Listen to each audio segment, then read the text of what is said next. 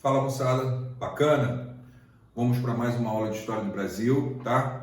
Brasil colonial. Hoje vamos tratar das rebeliões nesse Brasil colonial, certo? Vamos dividir em dois grupos essas rebeliões. Rebeliões nativistas, rebeliões emancipacionistas. Nessa aula vamos tratar das rebeliões ou movimentos nativistas, tá? Primeira questão é discutir esse conceito nativista, que na verdade é uma conversa fiada. Nativista desenvolve aquele conceito romântico de rebeliões por amor à terra, e veremos que não é por aí, não tem nada a ver com amor à terra. Tanto é que uma forte característica desses movimentos é que não se fala em projeto de independência política, certo? Então, normalmente, estará se discutindo interesses econômicos. Tranquilo? Quais são esses movimentos nativistas, Ronaldo? Aqui, ó. Estou sinalizando para vocês, ok? Posso dizer para vocês que esse primeiro, né? A aclamação de Amador Bueno, é quase que um preciosismo meu, mas ele não é muito comum em provas, aquela brincadeira. Lembra que existiu, mas não guarda muita munição para ele, tá? A aclamação de Amador Bueno tem a ver com o fim da União Ibérica, com a restauração portuguesa em 1640. Os paulistas, né, eles estavam tendo naquele momento, até então, com a União Ibérica, a liberdade de vergar o Tratado de Tordesilhas, de ignorá-lo, né? Estavam desenvolvendo atividades econômicas no interior da colônia, certo? Buscando índios para criação, para escravismo, né? Buscando minérios. E com a chegada de um novo monarca português ao poder, esses paulistas, eles temeram por seus negócios, que a chegada desse governante português pudesse barrar essas atividades econômicas voltadas ou à escravização de nativos ou à busca por minérios, né? Já que era famosa a participação dos portugueses no comércio de escravos, né? De seres escravizados, no tráfico negreiro. Então, temendo isso, os paulistas, né, e espanhóis que habitavam a colônia naquele momento aclamaram como rei Amador Bueno, que era espanhol, né? Sabendo a roubada que isso significava, Amador Bueno não concorda, ele acaba fugindo e não aceitando essa aclamação, temendo uma represália portuguesa, né? É uma primeira evidência, né, que por questões econômicas, certo? Colonos habitando o Brasil podem ir contra os interesses ou o poder do Estado português. Bacana? A revolta de Beckman ocorre no Maranhão. Os irmãos Beckman eram grandes proprietários de açúcar na região do Maranhão. E o Maranhão vai lidar com um problema, certo? Dificuldade no abastecimento de mão de obra escravizada africana, certo? E aí, diante dessa dificuldade, esses senhores de engenho da região do Maranhão começam a olhar, né, com interesse para os nativos da região amazônica. Aí começa um conflito basicamente entre esses proprietários de engenho, né, grandes produtores de açúcar do Maranhão, e jesuítas que atuavam no processo de catequese na região amazônica. Portanto, a grande questão que envolve a revolta de Beckman, né, é a disputa por mão de obra nativa, certo? A metrópole vai interferir, né, cria uma companhia de comércio do Maranhão e posteriormente isso vai acabar gerando uma segunda rebelião. Aí, essa segunda, senhores de engenho contra a Companhia de Comércio do Maranhão, que se comprometeu a entregar determinado número de seres escravizados africanos naquela região do Maranhão, não cumpre a promessa e, ao mesmo tempo, aumenta a exploração comercial sobre a população daquela área, gerando uma segunda rebelião, certo? O que mais, Ronaldo? Guerra dos Emboabas. Essa aí é famosa no vestibular. Na região das Minas, bandeirantes paulistas se pegam com os chamados forasteiros, que eles denominavam emboabas.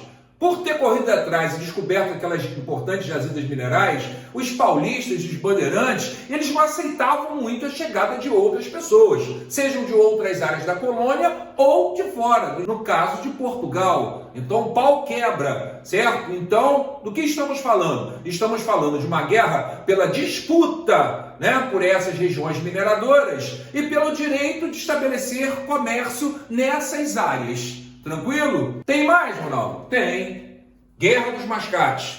Guerra dos Mascates tem a ver com a região de Pernambuco. Duas áreas, Recife e Olinda, né, vão entrar em conflito. E por trás disso tem uma questão socioeconômica, né? Os grandes proprietários do açúcar de Olinda estão se endividando com senhores do comércio portugueses. Então, basicamente, tem duas essências econômicas: o mundo agrícola açucareiro em decadência, né, e aquela economia comercial que está florescendo na região de Recife. Por trás disso aí tem uma questão política também. Os comerciantes de Recife exigem a participação na Câmara Municipal controlada por esses proprietários de terra de Olinda. E o pau canta entre as partes, certo? E a metrópole vai interferir, determinando que inicialmente Olinda e Recife iriam se revezar, né, no status de capital daquela região, certo? A galera de Olinda não aceita quando o Estado português eleva Recife à condição de vila, invadem a vila, roubam um pelourinho. A porrada come entre aquelas áreas, certo? Resumindo a questão, tá?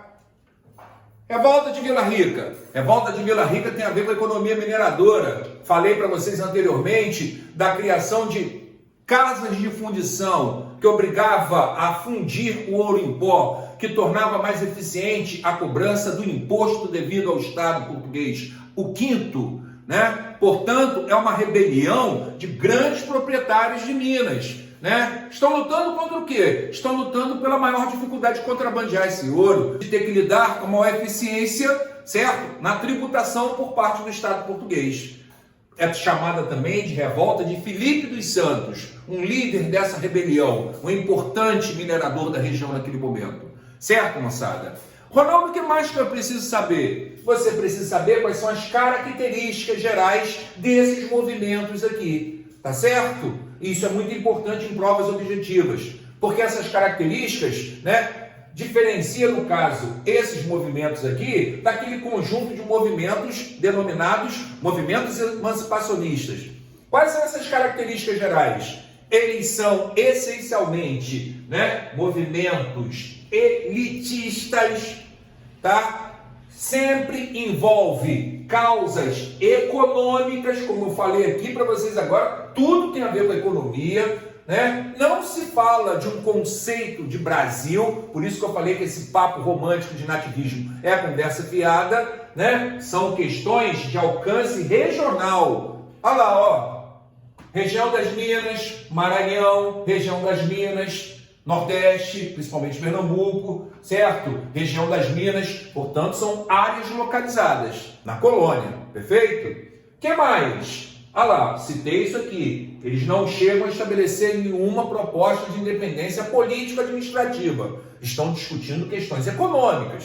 E dentro desse contexto, discutir questões econômicas, aqui, ó, os últimos dois tópicos, né? Que na verdade um complementa o outro. No máximo, eles queriam ajustes, mudanças em alguns aspectos da dominação portuguesa, né? Principalmente no seu aspecto econômico. Aqui, ó. Então, eles não estão criticando, de fato, o sistema colonial como um todo. Eles estão criticando aquilo que antigamente era chamado de pacto colonial e que hoje nós conhecemos como exclusivo metropolitano, certo?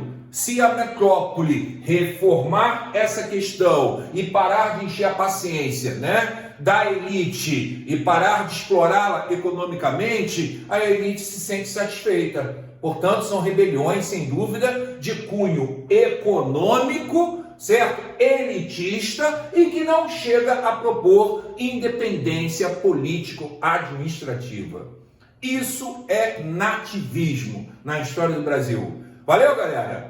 Na próxima aula vamos falar de movimentos emancipacionistas, certo? De libertação nacional. Um abraço. Se cuida, galera.